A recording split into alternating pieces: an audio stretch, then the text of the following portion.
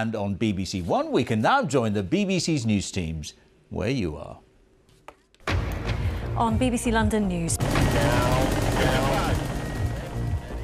How virtual reality is taking the relatives of the Dambusters back in time to one of the most famous episodes in the Second World War.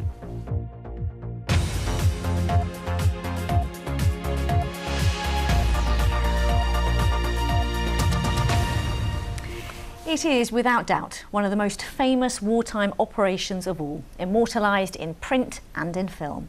Now, the daring story of the Dambusters is being brought to life at the RAF Museum in Hendon, using virtual reality to go back in time to 1943. Wendy Hurrell's been to take a look. Lady Bower Reservoir in Derbyshire, 617 Squadron flew for weeks over its waters in 1943, practising for a secret mission. With 1 day's warning, they were told of their task. They must, at night, destroy the German dams that generated electricity in its industrial heartland.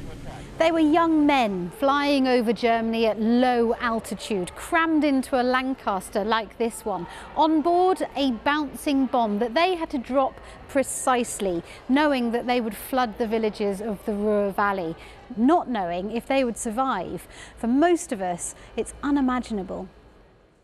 But at the RAF Museum in Hendon, these VR headsets take us as close as we can get. Today it's been tried out by family of the Dambusters. Ooh, a bit emotional, isn't it? My great-great-uncle was the flying navigator on the final plane, and his bomb was the last bomb that broke the dam. And you actually sat where he would have sat? Yeah, the flying navigator's bit, I sat right there, and it was honestly incredible. I felt emotional. You feel so involved, everything's so realistic. Great-uncle would have been in there. Yes, Arthur Buck would have been the rear gunner in Cyril Anderson's crew on that night. And that's where he would have sat. Terrifyingly small space, isn't it? And very vulnerable, right at the back of the plane. I couldn't believe how realistic it was, really, being able to look back over the top of the aircraft and look out at the sides and then see what was happening with the dam below. Very emotional. Stand by, chaps, I'm going to look the freight over. This modern technology is used to tell first-hand accounts, slowly fading into the past. I'm going to attack.